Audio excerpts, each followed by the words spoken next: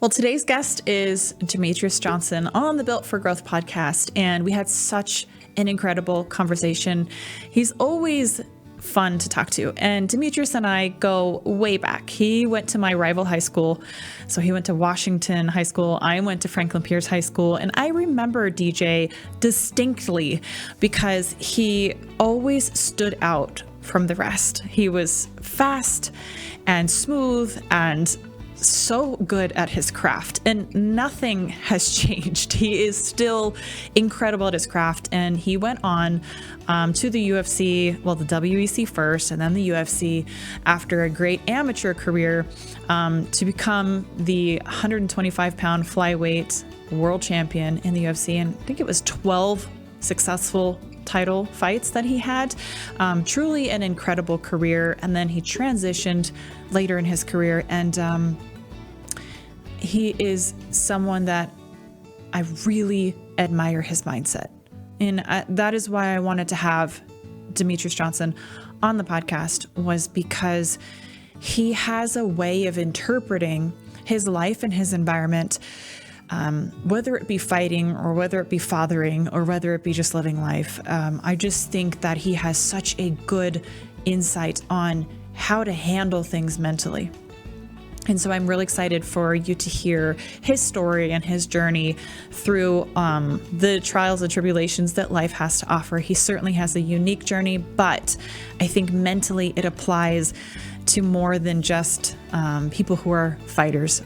People who are athletes are surely going to get a lot of this podcast, but I think people who are just trying to get the most out of life will also get so much out of the conversation that DJ and I had.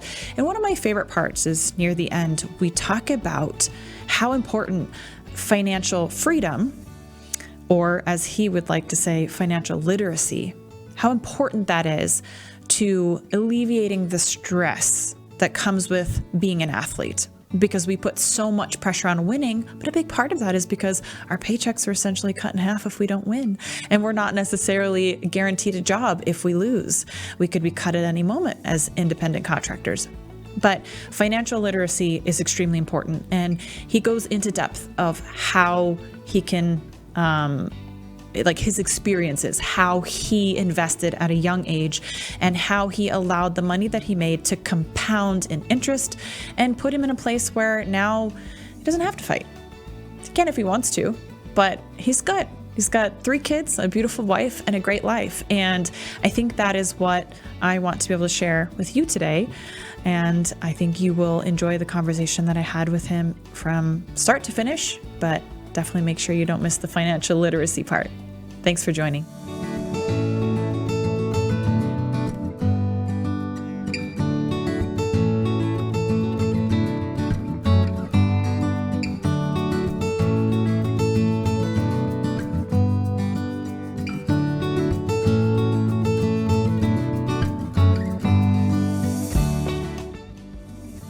Real quick, before we dive into this really fun conversation that I had with Mighty Mouse, I just wanted to say, I hope that you are enjoying the Built for Growth podcast. I trust that you are. So please don't hesitate to leave a rating or a review or subscribe, or maybe even all 3, depending on what platform you're listening on. This may not seem like a big deal to you, but I promise it is a huge deal for anyone starting a podcast passion project like me, because it helps more people find the podcast. And ultimately, the success of this podcast kind of comes down to ratings, reviews, and the dedicated listeners like you. So thank you for your continued support. DJ, so awesome. Thank you for being here. Of course. Yeah. No, I was on your podcast. When was that now? That was before you, did you tell everybody what you had done or no? No. So you still, yeah, okay. It's still secret. I mean, you're fucking 38 now. Is that your birthday? Do you think? Right? Oh, anyways, it was a few months ago in Washington. Yeah. Probably like 6. Time goes by so fast now. It does, unfortunately. It's crazy. When you have kids too, aren't they just such a reminder? Yeah, they are. You know, it's how quick it goes. It's a reminder of how quick it goes. My kids are about to go into 5th, 4th, and 1st grade. So it's just, I never forget when I was in high school, my cross-country coach, Mr. Culp, said, once you get out of high school, life is going to go super fast. And he's not lying, but I'm enjoying every single day. Me and my wife, we're talking about it today. We don't look at it as us being busy. We look at it as we have a productive life. Like we're taking advantage of every single moment and opportunity that we get. That's so good. I think mindset is so important in that, and I have to check myself and remember that, look, busy is better than being bored. I'm productive. I'm choosing this life.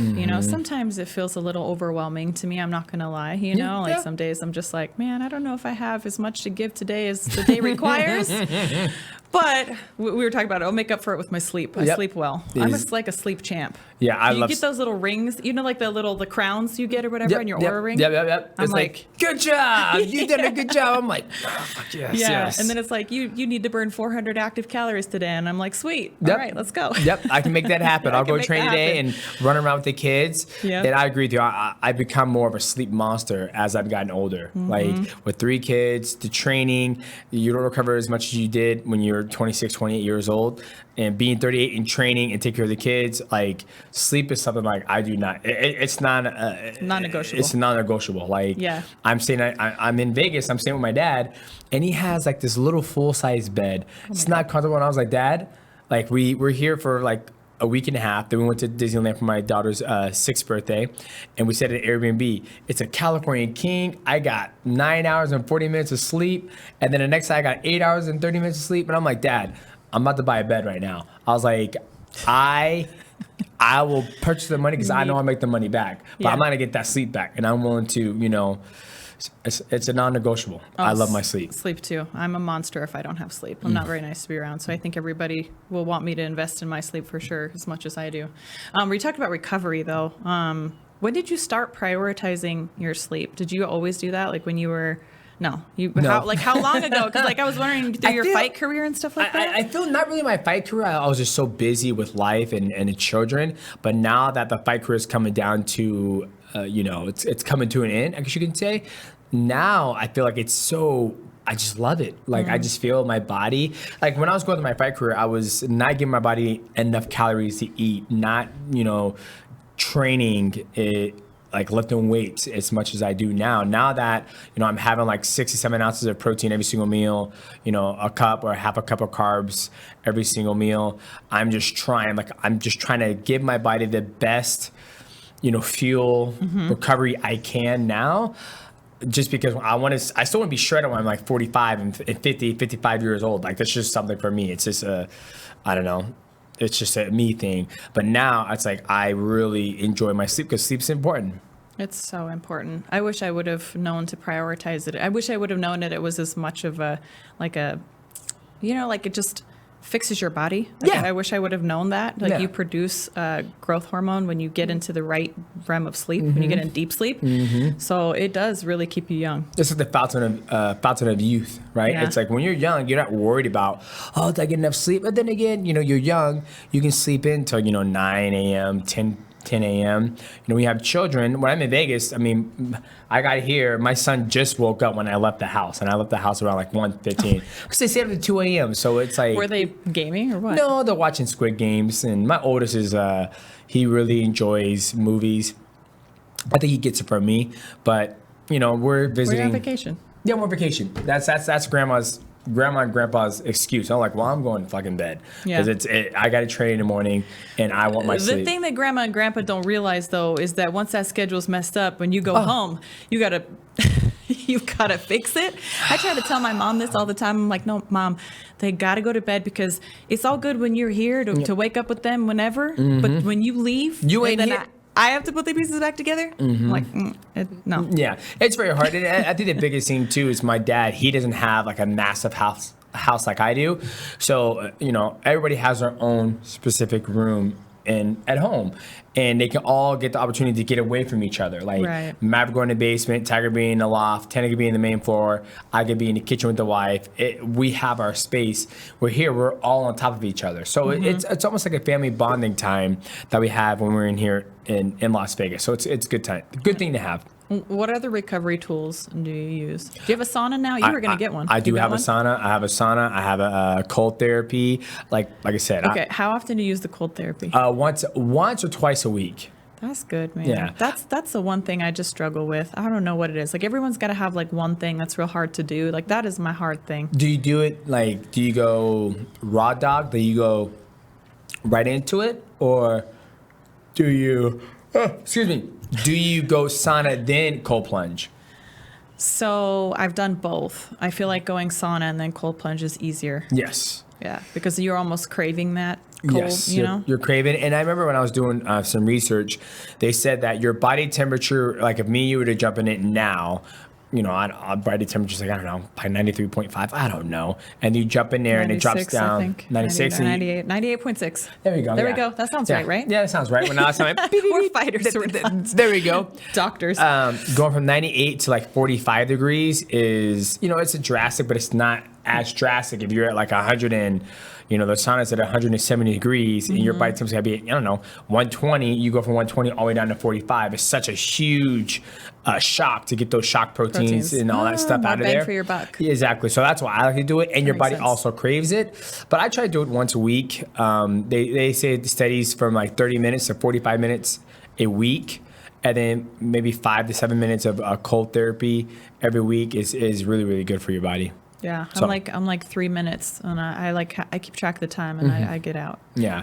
Is that you? You 3 minutes? It depends. I try to say 5 minutes. Okay. Try to say 5 to 6 minutes after the sauna. I hear 3 is like you're good. You're like good. max benefit. Like you're good. You're you know, good. So I'm like, all right. If I'm not gaining, I'm suffering. So get my ass out of here. For me, it's kind of like I don't get a lot of opportunities to get ready because I don't train mixed martial arts as much anymore. Yeah. So that mental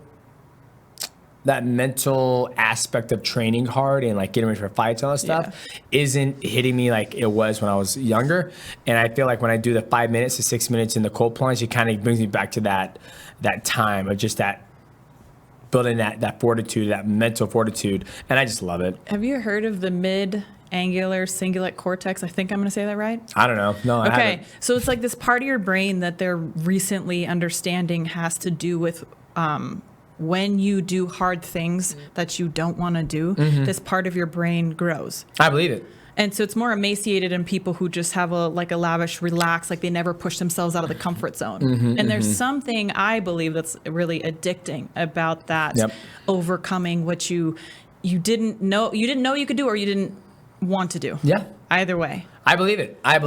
Now as I get older, I feel our bodies are so keen on adapting to different things in life, right? Like you look at kids who wrestle when they're babies or do gymnastics or anything that's very physical. And when they're growing, that's when the time their body's going to pump with all the testosterone, estrogen, growth hormones, all that stuff. It's all natural. And like you said, if somebody is being raised in a very, chill, lavish lifestyle, they're not being worked hard, they're going to kind of grow up and be skinny fat, or they're just going to be skinny. But if you have somebody who's or overweight, obese, if you have somebody who's wrestling, doing, gymnastics, their body's like, holy shit, like you're in an environment where we need to be strong. And it's just going to pump. And then that's where you get that physical athletic specimen. And I think as adults, I don't think that stops. I think, the opportunity for us to take advantage of those years that our children get to take advantage are gone. But I still think our body can produce a little bit of something. I remember you were talking about that, like when you're going through your cycle, essentially you have like one day where your testosterone's through the roof and you try to capitalize on lifting weight. So I think it could be the same thing in men and women. It's like, hey, if I get, the amount of calories, the amount of protein, if I'm lifting and stressing my system, my muscles, and I'm getting enough sleep, 8 hours and 9 hours of sleep, my body's like, okay, Miesha's waking up and she's hitting the gym. Oh, she gave me, 150 grams of protein. I got enough carbohydrates. I'm getting enough sleep. I got enough water. I got all the tools for success. Yeah, I got all the tools for success. Why am I not growing? Why not, why not you? And I feel like when you're talking about that part of your cortex of your brain, if you're always stimulating that, your brain's like, oh, well, we need it. So that's why they say if you learn a new language, you learn how to play guitar, your mind's always staying sharp, so it keeps away dementia and all the other nasty brain things that can happen to you when you get older. Yeah, my coach, Robert Follis. Did you know Robert Follis? I didn't know, but I heard of him. Okay. So for listeners that don't know, he passed away some years ago, but he always said to me that change is inevitable, growth is not. Yeah. I agree. And it's always stuck with me. And it was a big part of the reason why I decided to call the podcast Built for Growth, because it's true. Like, if we don't have these conversations, if we don't focus on our wellness, if we just let life passively go, we change. We just don't have any say in it. Yeah. Yeah, I think it's a good way to look at it. Like, you have life, like you said, it's going to change, right? And then if you try to take advantage of when it's changing and go through the ebbs and flows of that time and grow from it, I think it's something that, one, I've grown from it, my wife's grown from it, and I think a lot of people can too. And I think as we get older, it's so important to try to maintain, because you were just saying about like how kids are going to grow and they're going to adapt very quickly and they're going to have quick body responses. But once you've worked for that and you're in your mature life, it's a game of trying to hold on to it. Oh, 1,000%. 1,000%. It was funny. I grappled with somebody who's 45. He's an absolute a monster, and he's still shredded. He's still like, he beat me like a whole bunch of times, and I'm like, I'm 38. I'm not I don't know. When people say, man, are you in the prime? I was like, I think physically I'm in my prime and mentally, but I think the recovery, I'm not in my prime. If that makes sense. I feel my mindset is totally different. Like, when you've been the best in the world for a very, very long time, you don't care about being the best in the world. You just want to have fun and enjoy it. So I still try to eat, sleep, and train like I'm a professional athlete, but to have somebody who was older than me beat me and still be in great shape and still pushing himself every day, it's almost an inspiration. Like, okay, that's the new goal. Like, when I'm 45, I take my shirt off. Everyone's like, holy shit, you're 35, 36. Like, no, I'm like 48 years old. And they're like, holy fuck, you still look great. I'm like, yeah, dude, because I've never stopped, right? Yep. It's always about maintaining, to where there are people in my life who don't really maintain, and it's only going to get worse and worse and worse as they get older. But, it's all, to each his own. Like, maybe people are like, I don't care about being fat. Like, it's like Patty Pillman. He was like, I'd rather be fat and happy than shredded on a diet my whole life, right? But when his ass gets 38, he ain't gonna be saying anything. Yeah. Maybe he will. Who knows? But for me, I just always have to be in great shape and drink lots of water. I don't really consume a lot of alcohol. Or even smoke a lot of weed. It's just like, those are like treats to me. It's like, oh, just 2 hits, done. Okay, I'm gonna enjoy the next 4 or 5 hours and get 8 hours of sleep. Sleep well. Yes. Sleep like a baby. Yeah, damn right. Yeah. But Patty Pillman, though, man, with his crazy yo-yo dieting, I'm like, man, someday it's gonna hit him hard. I don't think he realizes because he's young. And I do appreciate that he doesn't care about his like physicality. It's not the reason you do it. I was always kind of one of those people too, like, oh man, you have like such a great physique. And I was always really grateful for that, but it's never was my focus. Yeah. Like my physique wasn't my focus. It's just a byproduct of what I do. Yep. Absolutely. You know what I mean? Yeah. If it's a byproduct of what you do, that's perfect. You're doing everything right. Yeah. Right. And I think for me, it's just, I've always grown up a big fan of anime, superheroes, and they've always been shredded. And I just feel I want to be strong, and I feel that's a byproduct of being of looking strong, is eating good, lifting weights, and training. Yeah. How did your competition go, by the way? It's this Thursday. It's this Thursday. Okay. So I've been getting some fucking monster rounds. I've been training with Mikey Misimichi, Azumi Sterling, everybody at FTCC. It's been great. Today was a very, very good day. I did like 13. I think I did like 10 to 13 rounds. It's Worlds? Worlds, yeah. It's Master Worlds. It's basically it's like the championship for old people. There goes your phone. It's a championship for old people. So you're considered a Masters when you hit 30 years old in BJJ. And yeah, I just have to compete once a year. It's fun to keep it almost helps me keep my scratch that competitive edge, for me. Yeah. Because I know one day we're all going to retire. So it's like, once you retire, you don't compete anymore. You're like, wah, wah, wah. It's, it's kind of. How is it training with Musumeci? Oh, it's fucking amazing. I love every bit of it. Yeah? Is he just he's a monster. Such a savage? He's tapped me out like, I think 15 times. But I love it because I'm on this journey now where I'm at in my career is, you probably went and trained with a lot of girls in your mixed martial arts career, right? You still probably train with a lot of girls. But for me... Well, yes, it depends. Early on, there wasn't a lot. Yeah, but now, I would say in your UFC career, you probably trained with a lot of different girls. I started prioritizing training with a lot of women, I would say, in the second half of my career. Because I'm like, look, I don't fight men. Yeah. You know what I mean? Yeah. Like, it's a totally different ballgame. Like, I don't know how hard they're going, how hard they're not going. Like, it's not realistic for me. Like, I know that the bitch standing across the way from me, though, she's going to try to take my head off, and it's fair. Yeah. You know what I mean? It's realistic. Yeah. And so for me, I've never really trained with a lot of people outside of my gym. And then now I'm like, train with Aljo. This is the second time I ever trained with him, like, on my trip. How come you didn't do a lot of cross training? I just didn't care for it. Like, I feel like the MMA community is so small that, like, you train with this person trains with this person. You start sharing secrets. And for me, I wasn't really big into traveling, I guess you could say. So now, like I said, I'm never going to fight Aljo. I'm never going to fight Merab. I'm never going to fight anybody on this side of the world. It's just never going to happen. And so now I just like to seek and just feel different pressures, because the only way I'll be able to feel Aljo's pressure is if I fought him. Yeah. But now I got like maybe four days of it, and it's just been great. Same with Mike Miesha. Like, the only way I was going to be able to feel that style of him is if I were to fight him, if I didn't come out here and train with him. So for me, that's the thing I'm looking forward to, is just traveling and competing and training with different people. So for those of you that don't know as well, if you haven't listened to the Mighty Cast with the podcast we did on your show, we were rivals in high school. Yep. So he wrestled for Washington High. I wrestled for Franklin Pierce High School. And thank goodness I've always been bigger than you, probably since birth. You said since birth. Oh, God.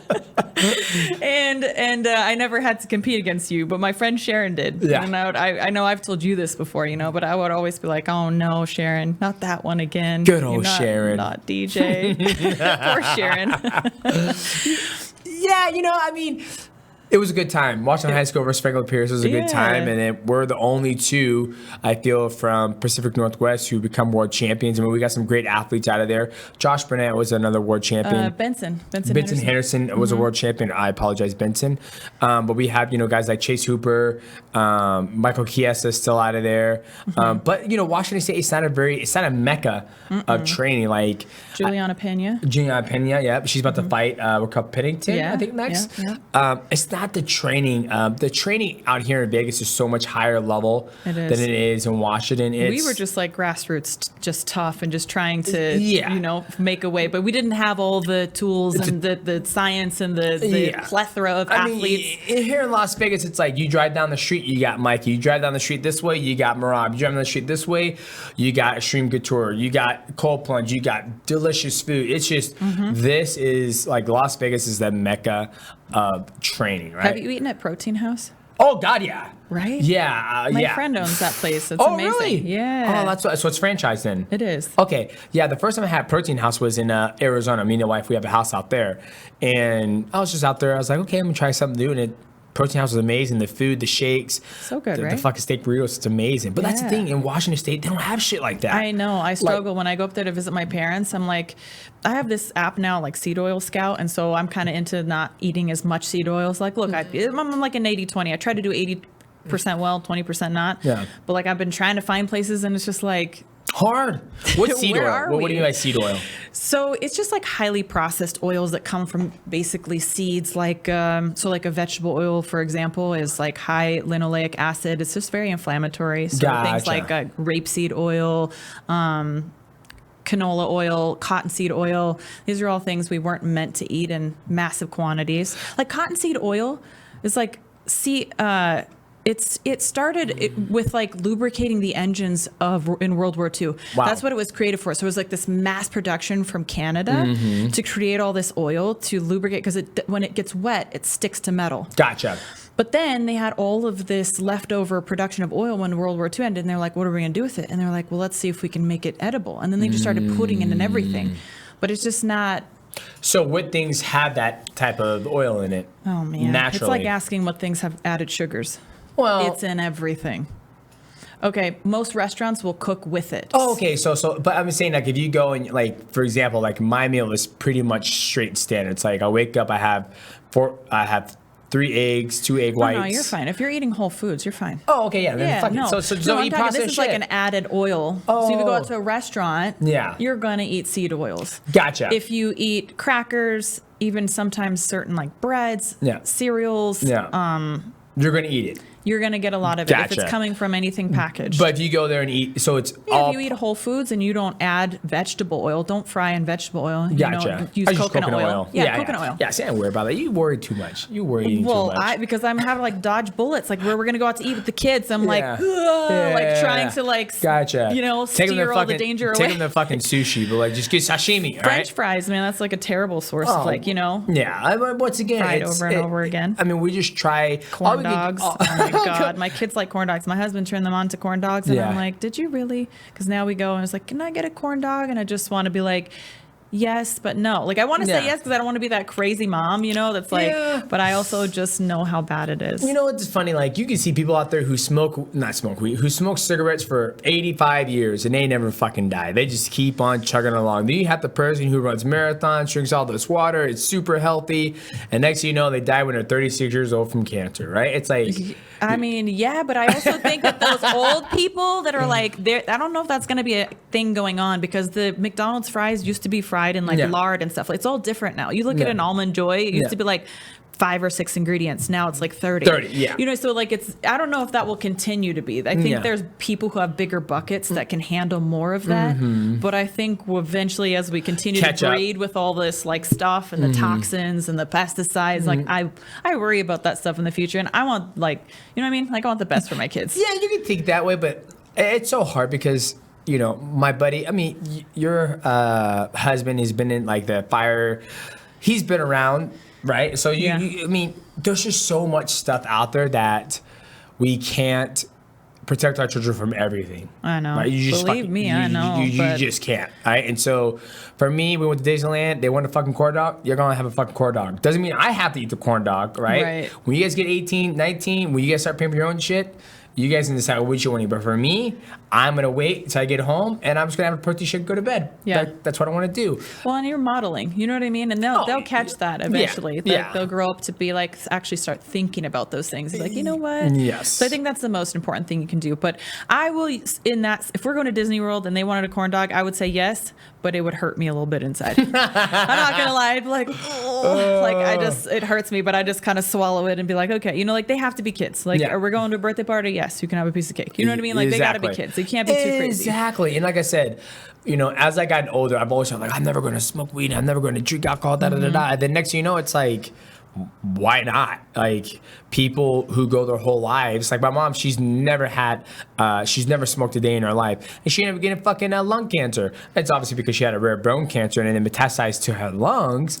But at the same time, it's like she's never smoked a day in her life. She didn't clean or anything for a living, did she? No. Okay, because I was gonna say like they've done some interesting study about cleaning products. Oh yeah. And if you do that, it's like if you were like somebody who cleans or is exposed to that, it's like the equivalent of like smoking 4 packs a day. Yeah, exactly. It's crazy. Right, that's what I was like. So if I take but she probably cleaned her own house. I tell my mom too, I was like, get rid of that shit, get the Lysol out of there, get it, No, yeah. Well, Lysol kills everything, right? Lysol, Pine-Sol, it kills everything. It smells good, but what's it doing if it's killing everything on the table? What's it doing in your lungs? Yeah, and that's the thing. You think about that. Like you think about when you leave the studio today, your body's being exposed to so much shit in the air, right? So it's like if I can expose it to something that's gonna make me feel good for, it's natural. That's true. It's like that's a lesser of evils out there than 100%. So. And there's something to be said about the mental health aspect of it too. Like when you feel good, your body feels and does better. So the hormones in your body are going to balance out. You're going to take away that cortisol. Like cortisol is if it stays elevated all the time, you're not going to feel good anyways. So like I think there's a real important balance to that too, where you can't just be like, no, I'm not going to do anything and I'm just going to suffer and be miserable. Then you're probably not as healthy as you would be if you would just smoke some weed. Oh yeah, absolutely. That's why. So now, like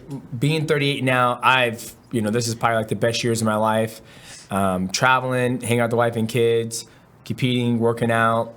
Like I can't complain. So for me, I'm a big believer of just fuck it. If you want to try it, do it. And the kids, they want to have fucking corn dogs, have it. Not all the time though, right? Tell me, you don't feed that at home, right? No, Whole Foods at home. No, we try our best. Like our daughter, she's 6. She's a very, very picky eater. Like she'll have whole rice, she'll eat salami. Tyron and Maverick, we call them man meals, where they'll eat the same thing I do, like protein, carb, awesome. and all that shit. Little family culture, man meals. I love that. Yeah, he goes, you want a man meal or you want a regular, you want to just like, chicken nuggets and, Chick-fil-A sauce. Matt would be like, I'll take chicken nuggets and Chick-fil-A sauce. And Matt would be like, Tyron would be like, I want a man meal. I want an avocado. He'll have like a full blown, like I eat. But my daughter, she's like, I'll take chicken nuggets. No, fuck it. No, you have chicken nuggets, right? And as a doctor told us, he has 8 kids and he goes, right now at their stage where they're just eating calories. Like, the more calories, the better, and let them pick it. And I'm like, fine. I work too damn hard to worry about the stress of what my children are going to eat, and I'm not going to argue with them. Oh, my gosh. So I agree, but I don't agree. Because they're building their bodies for the first time, so nutrition is so important. I agree. But I'm not going to spend 30, 45 minutes arguing with someone in the kitchen. You don't. You just say, eat it. And then they're like this. This is it. I tell them, like, it's funny, like, through life, I pick and choose my battles. And for me, I was like, you know what? That one. You know what? I navigate my battles with my children. It's like I have this little thing where I tell my children that they have. So they were really into Mulan when I started explaining nutrition to them. I was like, this is perfect. I'm gonna try to explain this at 3 and 5 at the time in that terminology that you have soldiers in your body and you have Huns in your body. And I was like, if you feed your soldiers first, it's better. I was like, so this is foods that feed your soldiers. I was like, and then even if we have sweets, we can feed the whole Huns after the soldiers have gotten there, so I kind of help them be a part of the decision. Absolutely. And then they help. They actually surprise me sometimes. So she'll be like eating her frozen yogurt and she'll be like, Mom, I want to save the rest.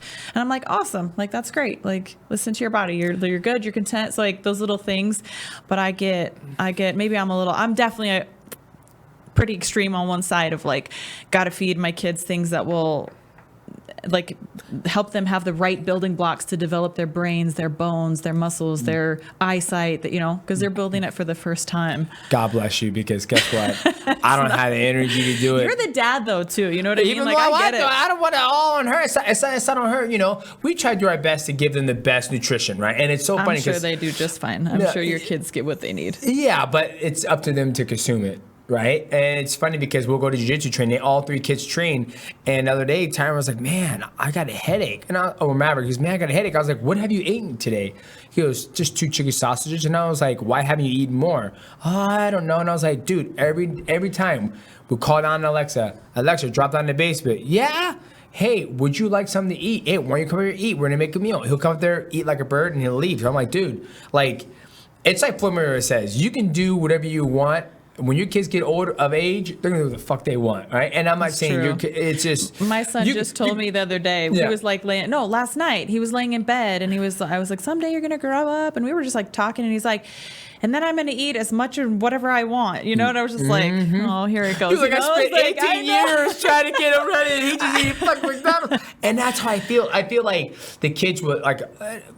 To each his own, right? Like, I'm not, the way you're parenting is amazing. The way we're parenting is amazing. It is. At the end of the day, I just want to make sure I have good human beings. Yes. Right? Like, I want to make sure the kids are good, they respect people, and they're active, and they're healthy. Whether, they eat all the garbage and they still work out and they're healthy, or if they eat extremely healthy and, I just want them to be happy and healthy. That's my biggest thing right now. And be loved. And be loved. Yeah. That's the most important thing for kids, I feel like. Exactly. Kids that come from healthy, well-balanced, like loving families, when they know that they're loved unconditionally, I think they grow up to be great humans. Yep, I totally agree. So that's my main focus. But trust me, I'm working on the goddamn nutrition. I feel you. I'm extreme. Like, I know I'm extreme. And Johnny, too, is sometimes like, man, you're too much. I'm like, I won't put any more pressure on you to do it than I will myself, though. You know what I mean? Like, I'm over. I'm like, kids. I wake up. I'm like, guys, it's hilarious. I wake up every morning. I'm like, hey guys, I'm cooking eggs, sausage, oatmeal, yogurt. You can have it all. I'm not lazy. I'll cook everything for the kids. No, we're good, Dad. We're making some French toast. Fucking. There you go. And I'm sitting here eating my 5-course meal, and it is what it is. French toast is a great way to sneak eggs in there, though. You know what I mean? I agree. Sometimes my kids are like, I don't want eggs. And I'm like, all right, you're still getting an egg. It's just going to have bread between it. Yep, exactly. He's like, there you go. This is a new French toast, Mom. I haven't had this at my friend's house. He goes, it's Mom's French toast. Yep. So it's pretty good, though. What was your upbringing like? It was good. I mean, it's nothing like my kids have. Obviously being raised by a deaf mother, me and my sister, and my brother, Salamar in Atlanta. And we would wake up, we would play video games all day, go outside and play, come home. And then mom will always have a meal for us. It will always be one of those Crusties. You know, look at me. I grew up on fucking chicken nuggets and look at that. That's 30. I mean, we grew up on chicken nuggets, and you know, my mom did the best she could with the situation that was she was in. Well, they didn't know back then too. I was the same way. I grew up on not the greatest food, but it's been getting worse and worse and more processed, and the ingredients are getting less quality. So like, yeah, absolutely. Yeah. I mean, today's food compared to the past, even food when we grew up, and then when our parents grew up, exactly. It is getting worse. I agree with you on that. But the childhood was good. You know, like I felt loved.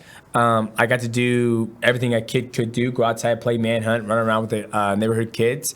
And then got in middle school, high school. That's when I got exposed to sports, like, you know, intramural sports. Like, oh, I'm going to stay after school, Mom, and I'll be home at 5:30 or 6 o'clock. What sports did you play? Football, wrestling, track, cross country. Basketball, pretty much everything. Yeah. But I excelled in track. How long did it take you to figure out basketball wasn't your sport? That was a joke. Eighth grade. I wasn't bad at basketball. Actually, you probably were good at basketball because you just dip under everybody and probably. Well, it's not always about how good you can score. It's about how your defense is. Yeah. You know, I don't play basketball, so I shouldn't be talking. Yeah, you need your defense. You got a defensive side, and you got the Height's offensive not side. Everything, right? I agree. Yeah. You know who Muggsy Bogues is? Yeah, there's some people who are not very tall. Yeah, exactly. Isaiah Thompson. Isaiah Thomas. Yeah. So I played basketball, and I enjoyed it. It was a way for me to interact with my buddies, but I really enjoyed wrestling and track because those are the individual sports where we were in track. I run a 1600, 3200. Did you have a favorite sport? It was wrestling. Yeah. It was definitely wrestling. I love wrestling. I still love wrestling to this day. I think wrestling has gone leaps and bounds to when we wrestled, right? Like people are doing all types of crazy shit now in wrestling that I would never thought you would do in high school.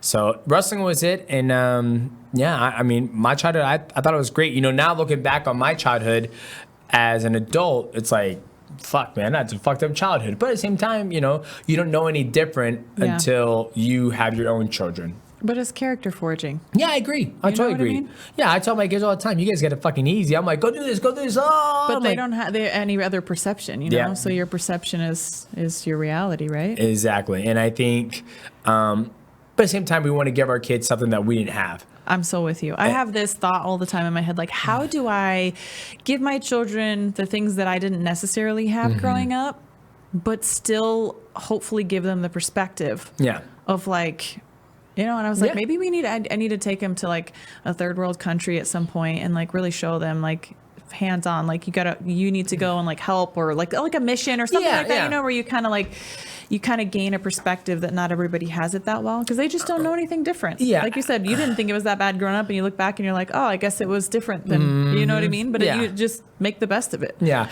I think in time they'll see it. Like my oldest, he kind of understands it because he reads a lot. He loves to read and he sees a lot of stuff in the news and he asks a lot of questions.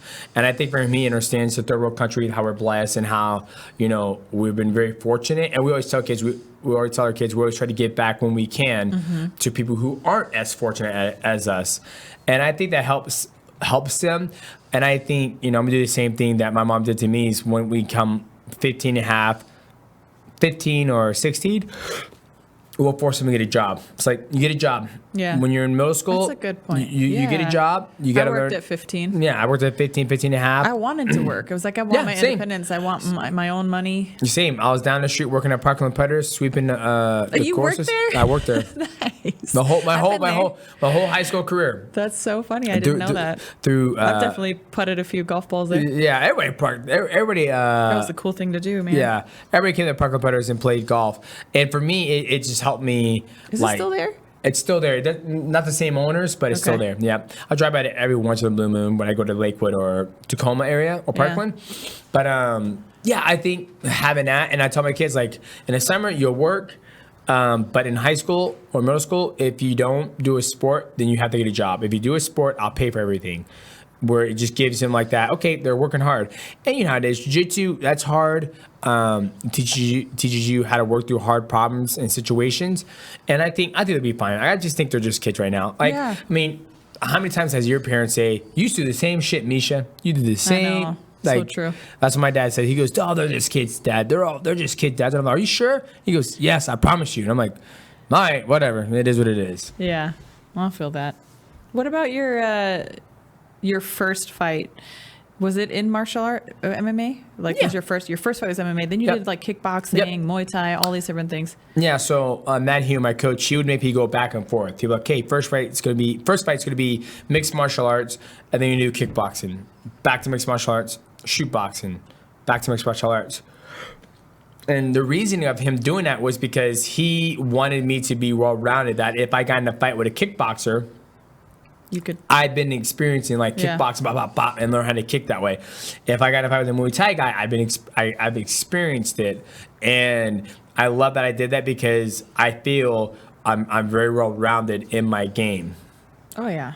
I mean, there's no doubt about that. Just a little bit, right? Just a little bit, right? I mean, I think the proof is in the pudding. So, no, that's cool. I always wondered, like, how your mentality was through the transition, because I feel like, well, I know I'm such a big fan of your mentality. I've heard you talk about it numerous. We've had conversations, too. I love how you've done that. But I think my question was going to be leading into this is, like, as you experience those things that are way out of your element, what was your mentality like, and how would you kind of describe the evolution of your mentality throughout your career?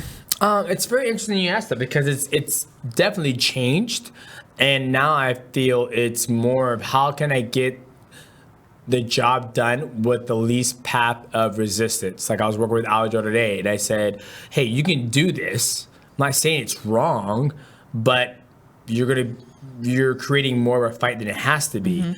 And once again, it's all about perception. Like, when I'm in this position, I'm not losing. Like, because the judges say I'm losing, like, the judges don't know what the fuck they're looking at. Like, I'm not losing.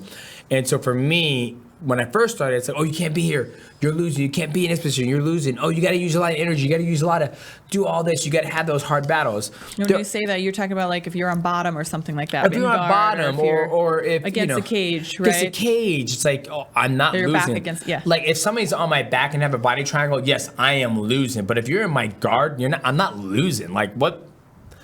Okay, That's interesting. I don't hear a lot of fighters. Yeah, like, you're in my guard. What are you gonna fucking do? Yeah.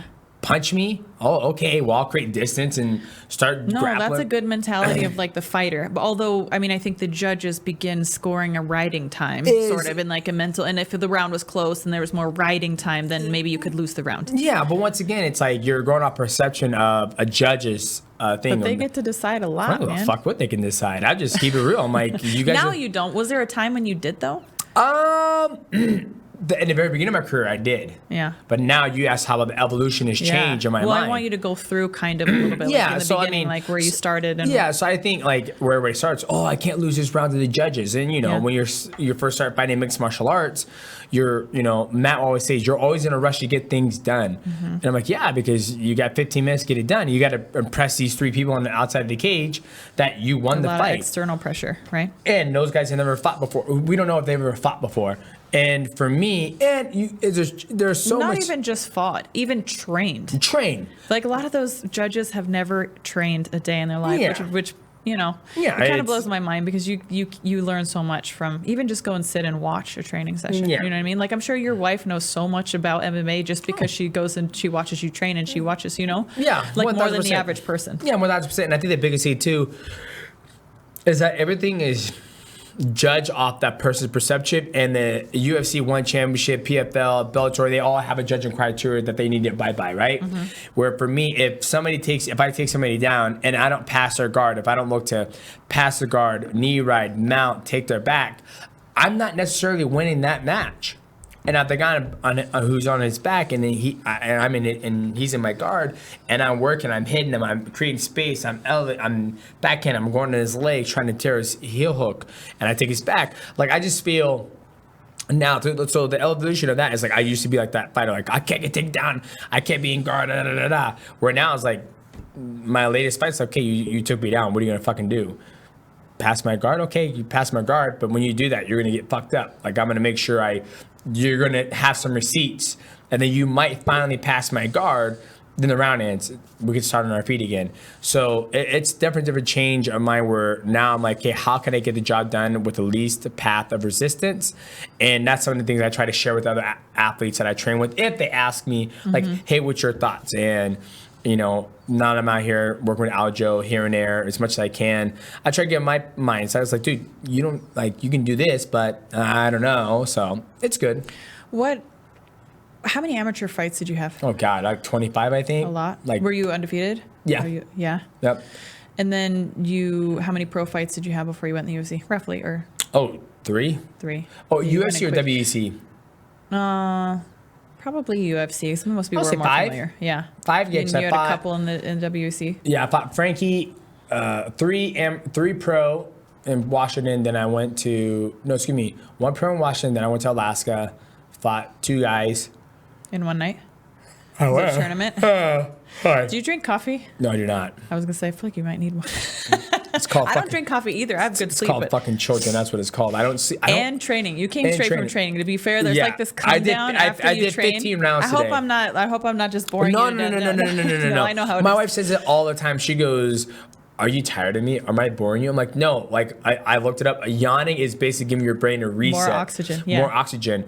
And for me, I just never really been into drinking coffee. Like I'll drink. I can drink here and there, but. It's just something that I always do. You're not boring me, I promise. So I fought 1 time in Washington, 2 times in Alaska. I got scouted by the WEC, and then I went to WEC. I fought Brad Pickett and Demasio Page and another kid named I forget the kid's fucking name. He was a New Yorker. I ended up beating him. Then right after that, so I probably had maybe 6 fights if I got into UFC. And then once I got into UFC, it was, Yamamoto, Miguel Torres, Dominic Cruz, Ian McCall, Joseph, and then... I saw Joe today, by the way. Did you see Joseph? Yeah. Oh, how was he? He's doing so good. He's in there working out. He looks great, living his best life. We're working at UFC PI? Yeah. Gotcha. Yeah, I always find it interesting, like, our era of the athletes, like Joseph, you, me, we're at the tail end of our career. Where Joseph's already retired. Yep. So it'd be nice to talk to him, like, why did you retire? Like, what was it? Granted, he got beat up the tail end of his career by Figueiredo. He never became a champion.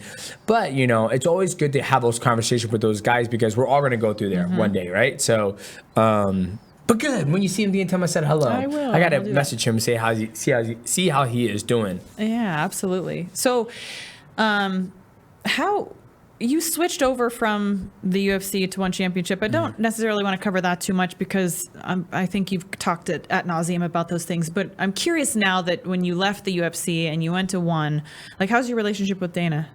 That's great, as far as I know. I mean, I don't think he thinks about me. I don't think about him. So I think it's a good thing, right?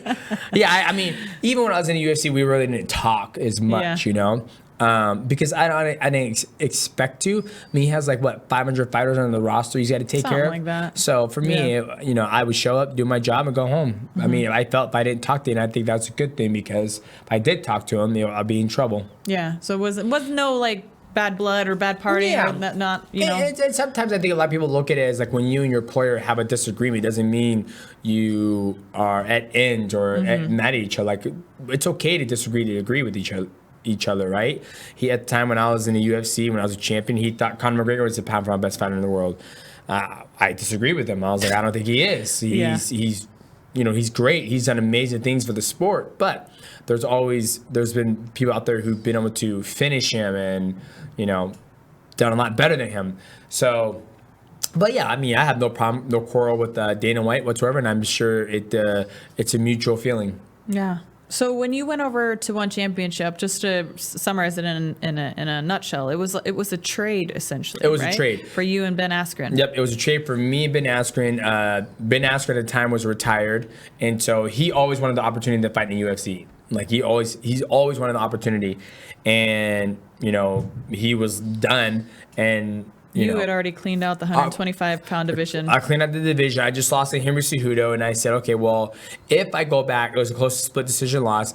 If I was to go back to the UFC and fight Henry Cejudo again, I'll be still stuck in the UFC.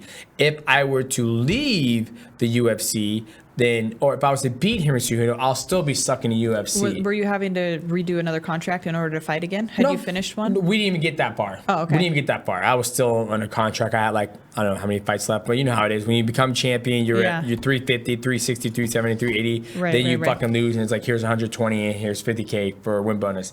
So for me, I was like, like what else is there out there? I spent majority of my career from 2010 to 2018 under the Zuffa banner, which was, WEC and the UFC. And then I was like, okay, that's 8 years in that company. Let's go try to do something else. And it was a perfect opportunity for me to go over to one championship, fight in their flyweight division when the UFC flyweight division was on the rocks and the UFC thought about getting rid of. Even to this day, I feel like they still might get rid of. They just got rid of Muhammad Mokaev, who's 7-0 in the UFC. I just feel it's not... I think it's a great division, but when I look at it as a standpoint, without question, it's a phenomenal. It's a phenomenal division. I love watching this. The 120. Yeah, Alex Pantoja is absolutely amazing. Steve Erceg, Kai France, all those guys are amazing. But when you look at it as a business standpoint, I'm not looking at it as a sporting event anymore. As a business standpoint, how much money is it actually making, right? Yeah. I mean, you can say even the same thing about the women's division, right? Mm-hmm. Like, it's just, when you look at it, in the women's division, it's probably blowing up, like with, Valentina Shevchenko. I'm just looking at it as a business standpoint where I don't know if it's still the same type of buzz, because you have a dominant champion now, and he's beat everybody, essentially.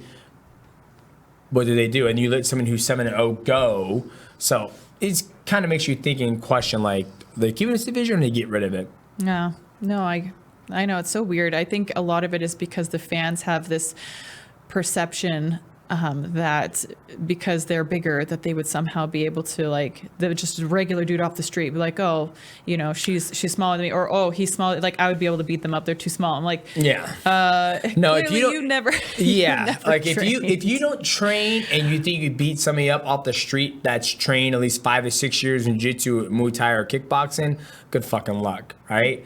But that's why they have weight classes for a reason. Like, me going with Aljo, even though he's like 165, 160, he woke up today 165, and I'm walking around like 148. So it's like a 20 pound difference.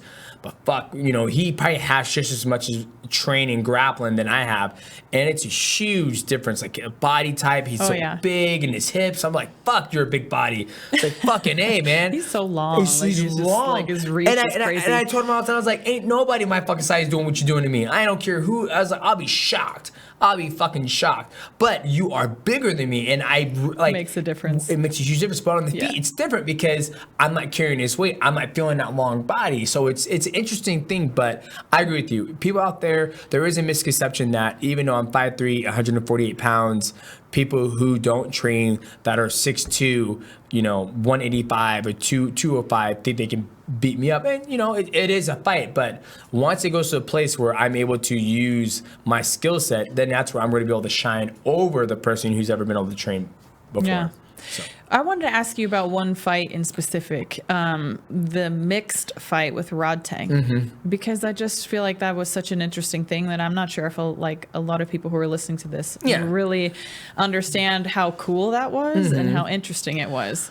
So explain the rules to it, and also who Rodtang is. Yeah. So Rodtang is one of the greatest Muay Thai fighters to ever come out of Thailand. Such a badass. Yeah, such a badass. I think he's only been lost once in one championship to Super Lake. And for me, that's one of the things I loved about going over to one championship is that I knew I would have the opportunity to do something cool like that, right? Like, if you're in the UFC, you're just going to do mixed martial arts. That's all you're going to be able to do. If I go to when I went to one championship, I knew I was going to be able to do kickboxing, Muay Thai, boxing, submission grappling, and mixed martial arts. And one day, and those things, it means like standing alone on those things. Standing alone, I know those are all part of what we do in mixed martial arts, but in one championship, they have literally fights under those specific rule sets individually. Yes, yeah, that's why they call it the home martial arts. It's one organization that encompasses all of the art forms of martial arts, not like, you're going to find Aikido and, Kempo and all that stuff. And I knew that was something that was possible. So when I got the opportunity to fight Rodtang, they said, hey, we'll love for you to fight him in Muay Thai. And I said, guys, I'm not gonna lie to you guys. I'm very grateful that you guys think I deserve a title shot in Muay Thai, but I don't give a shit about being a Muay Thai champion. Like, there's people in Thailand, all around the world, who would love to be Muay Thai champion. I don't give a fuck. I don't care. They're like, okay, well, all right, well, we'll come back to you. Came back to me and they said, okay, well, how about we do this? Let's do a mixed rules fight. Hybrid rule set, right? Hybrid rule set. No, like, first round's Muay Thai, second round's MMA, third round Muay Thai, fourth round MMA. And I was like, okay, sounds good. Let's make it happen. And I got the opportunity. And when I took that fight, and in my time where I was in my life, there's a gentleman, a rapper named A$AP Rocky. And he said, when has it ever been cool to knock somebody when they try something, right? Like, I grapple Mikey Misimichi. And today's society, they're like, oh, this guy sucks, this guy sucks, this guy sucks, you suck, you suck, you suck. But it's not that you suck, it's just you haven't had the time and effort and exposure to get on somebody's level. Like, I've never trained with somebody and said, man, they fucking suck. I was like, wow, they just haven't been experienced enough in this realm of fighting. And so for me, when I took that fight against Rodtang, I was like, okay, I'm either getting knocked out or I'm gonna finish him. And if I get knocked out, I'm like, well, it was against one of the greatest, Muay Thai fighters in the world, and I'm trying. Like, if you go through life trying to protect yourself and not, doing hard things, then yeah, of course you're always going to succeed. You should succeed. But for me, I was like, fuck it, I'm going to go and do it. And so I knew if I beat him, I knew I would not just cater to the mixed martial arts fans, but I also gained fans in Thailand, because everybody's going to see, you have this side of the world and this side of the world coming together to watch two athletes compete against each other. So it was the best decision I made in my career. I mean, after that fight, my stock went up to the roof. And then when I fought Adriano right after that, the rematch went to the roof. And then now it's funny because everybody, even Eric Rwani said, he goes, why are you more popular now than you were in the UFC? And I was like, I have no fucking idea. Like, I'm just being me, playing, we got the podcast now, live my best life and training, and just. And you did something outside the box, and it was entertaining. I mean, that watching that fight is something we would never get, under the UFC rule set, which, I love the UFC and everything, but it was really interesting to watch you take that approach. And not only that, but in the fight, I mean, you did not play round one safe. Like, some people would have been like, I'm just going to be as safe as possible until round two. That could have been a fair strategy. Yeah. It was not your strategy. Yeah, that was the strategy Matt wanted to use. He was like, I just want you to move. It sounds like a good idea. But I was like, no. And I felt like he would bully people when he fights, right? And for me, I'm like, you're not just gonna bully me. Like, I'm gonna fight. Like, I'd rather go out on my shield and then run it and just play it safe and all that stuff, because you don't gain fans that way. You just don't. And like I said before, like, if somebody knocks you because you're trying something new and you gave it your all, then they're not a fan to begin with, and they're not your friends. And so for me, I'll live and die by that. I tell my kids all the time, I was like, dude, like, my son's gonna be competing this weekend at jiu-jitsu, and he goes, man, I might lose. And I was like, who cares? There's half motherfuckers who sit on the stand who won't even try. Don't worry about it. Just go out there and try and get this exposure and enjoy this opportunity to fight in one of the biggest tournaments. It's an opportunity. You have to look at that. And that's one thing I've learned from my wife, is like, it's all about opportunity. Like, you get to train, you get to wake up, you get to stretch tonight, you get to have a nice 5-course meal. A lot of people don't get the opportunity, and a lot of people don't want to have the balls to even step up and try that. And so for me, I was going to run. I was like, I'm going to fight. And then I knew in the second round, he was going to run. And I was like, I'm going to walk him down. And once he makes a mistake, I'm taking him the fuck down, and it's going to be game over. And it worked out that way.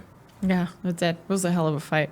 Do you have a fight that sticks out to you as I don't know, like a monumental fight, or for any reason over your whole fight career? I think all of them. Like, I can go back to, my very first time fighting John Dotson. It was my first time defending the belt in 2013 in Chicago.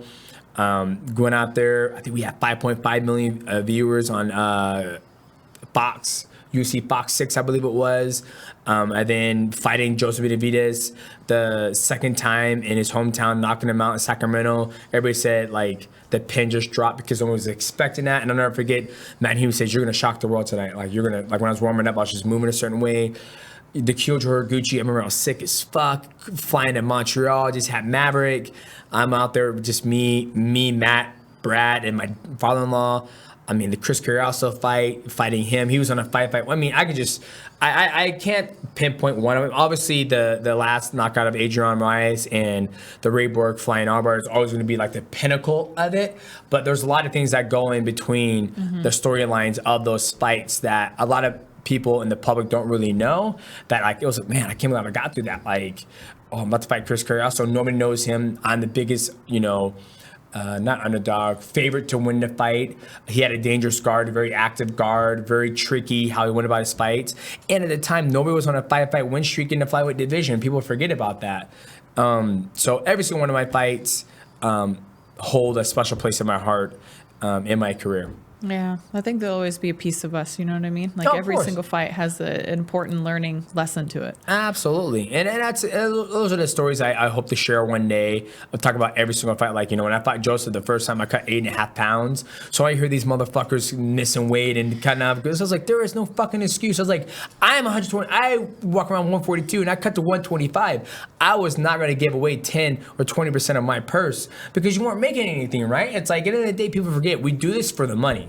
We don't do it for, yes, the glory and da. But like Floyd Mayweather said, legacy don't pay bills. Belts don't pay bills. It's you working, putting the effort, putting the foot to the canvas is what pays the bills. And so for me, I was going to, ain't no way taking 20% of me fucking missing weight. Ain't happening. So that brings me to a great point that I wanted to ask you about, because I've really been thinking about this, the mentality of an athlete. Mm-hmm. Have you ever seen The Weight of Gold, the documentary Weight of Gold? I have not, no. That's really interesting. It's not exactly about mentality, but it's kind of like the mental struggle that athletes go through while they're competing, and then sometimes after they're competing. So, I mean, I'm so glad to hear that you have a really balanced mindset in all of that. But there are a lot of athletes who walk away from careers or get pushed out of their careers, or it's cut short because of an injury or so many reasons. I mean, our jobs are never secure after one fight. You could be done in one fight. You don't know. So, and then there's the financial aspect. I don't think people realize that most fight organizations are set up to where you get your show money, which is half of your total amount. Yep. You would get double that if you win. So there's a lot of financial, it could be, depending where you're at in your career, stress. Yeah. On I have to win. And so much emphasis is put on winning because if you lose, you could not have a job tomorrow. Yep. And I believe that I underperformed a lot in my career looking back on it because I was so hyper focused on just winning. And that was my struggle. I don't necessarily think that was your struggle, but I did sometimes not do more because I was afraid that if I did more that I would, and not consciously. Yeah. I think this was just a subconscious thing, the way that I was kind of like, hey, you're winning, cook the beans. I know that's cook the beans, like, you're good, hang out, like you're winning, you're in top position, hang out, whatever. But I wish that I would have prioritized being my best instead of winning. And that is something that I was fortunate enough to really realize in my last fight and through my comeback, like after I had my kids and I had that 4.5 years off and I came back, I slowly started to prioritize trying to be my best, but it was kind of like a Goldilocks scenario where I was like, I came in hot, then I was too cold, then I was kind of like trying to figure it out. But then this last fight, I really hit all the marks. And it was so fulfilling to me as an athlete to really want that win, but not make it about the win. Yeah. And I think you had that figured out a little bit earlier. Yeah, I think that's a very long question. I think it is. I think the biggest thing for me is, I can understand what you mean about the mentality and the mental aspect as being a professional athlete and always focusing on winning. Because like you said, if you win, you get full purse. If you lose, you get half the purse. So you could not have a job. You couldn't have a job. Granted for me, I had a full-time job all the way up to my Dominic Cruz fight. So when I would win my fights against, Kei Yamamoto, Miguel Torres, Nick Pace, that was the guy's name, Nick Pace. What were you doing for a job then? I worked at construction, Kerastar. So for me, when I make the money, I just threw it in the bank, threw all in the bank. And then all the way up till Dominic Cruz, I quit. And then I fought him. I made $14,000, which is like 75% of my yearly income when I worked at Kerastar, because at the time I was making $10.76 an hour, 40 hours a week, $400 a month. $400 a week, 4 8 12, 16, so $1,600 a week times 10.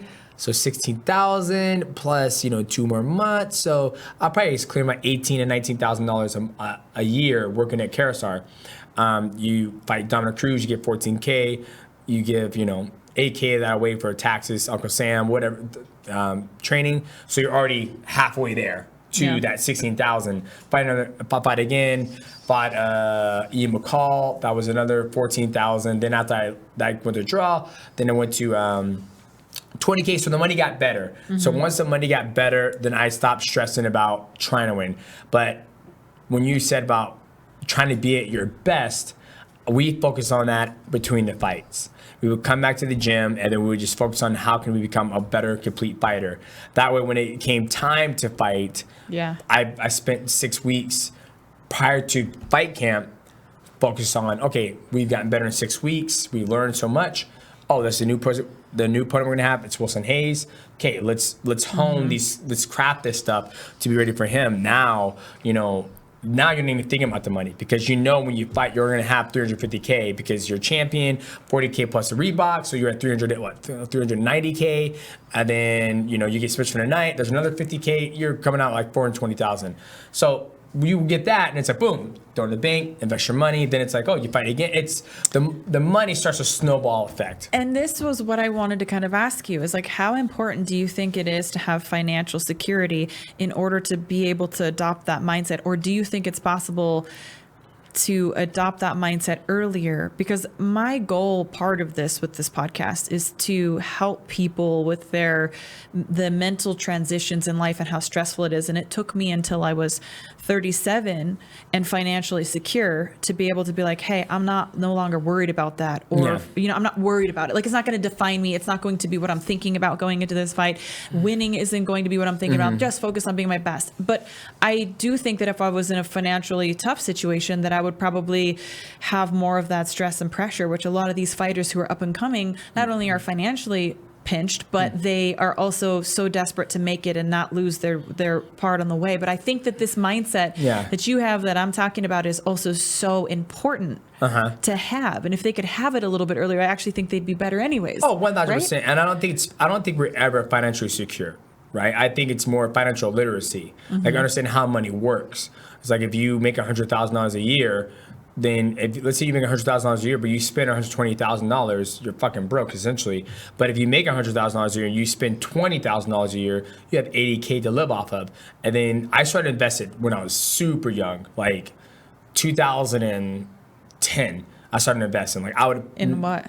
I started investing very young in the S&P 500, the Dow Jones. I had an investor. I would throw away $53,000 every single year. Like, I would fucking just max it the fuck out. It's like, okay, go to pay my taxes. Here's $53K. You take $53,000 out of your overall gross.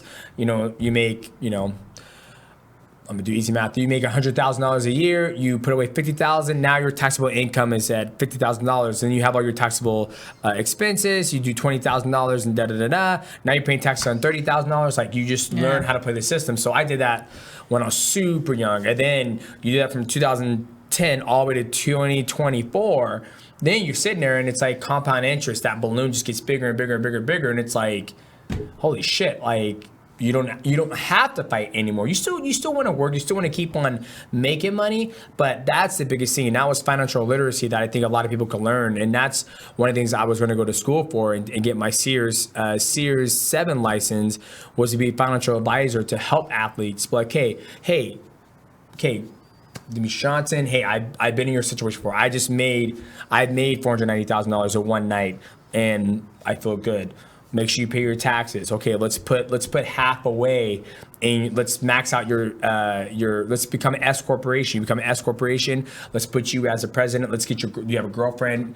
You know what? Let's not do your girlfriend. You're not sure about her. Let's do your mom. Let's give her a salary too. Oh, guess what? You're an S corporation. You could put away $250,000. Now you made $1 million. You put $250,000 away in your SEP IRA. Now your taxable income is $750,000. Oh, guess what? You're gonna pay mom $250,000. Oh, guess what? Now your tax, like, just doing all that shit. And that's where you get from financial literacy, not financial. And then the end game is to be financially secure. So I agree with you. If athletes have that financial literacy, not just all athletes, not just mixed martial artists, right? Yeah. But and people, people in general. But it is a weird situation where you get a big chunk of money all of a sudden. You're like, what do I do with it, right? Yeah. And I was surrounded by great people: Matt Hume, Brad Curtin, my wife, a lot of great people. And each time, this is where I knew I was different. This is where I knew I was not a fighter, because there's somebody who I train with my whole entire career. He's seen me my whole entire thing. Charlie Pearson. You know who that is, right? Mm-hmm. Charlie Pearson, he goes, this is why I admire about you. He goes, you're not a fighter. Like, you're not a fighter. He goes, you're an athlete. He goes, you're an athlete who can imitate whatever you need to do. And you don't truly like fighting. I was like, yeah, I don't get off on beating the shit out of somebody. I get off on solving problems and getting stuff done. And when he said that to me, when I would go on my fight camps and do everything, I would sit there and just talk about financial stuff all the time. Like, hey, how do I do this? What should I do if I'm gonna do this? And now I'm truly grateful I did that, because I'm in a position now where it's like, I'm almost to that point where I am financially secure, where it's like, I don't even have to worry about money. We always gonna have to worry about money, right? But it takes a load off when you're not like, fuck, where's the next check gonna come from? Oh, I love that. That's such great advice. And I think it's a great place to close, because I think that some young athletes out there hopefully are going to heed some advice from somebody who's been there and done it. And one of the most successful athletes to ever compete inside the UFC. And, I would even venture to say globally, you've really done it all. But I never heard that one before. Come on now. You've done great, but you've been more than a fighter. And I completely agree with that. Thank you. You're really an inspiration. I love the mindset. I love the, intellectual intelligence, financial intelligence, all that stuff. So thanks for sharing us your story, and hopefully some people can take some things away from this, which I think they will. Thank you, Miesha. Appreciate you having me. Thanks, DJ.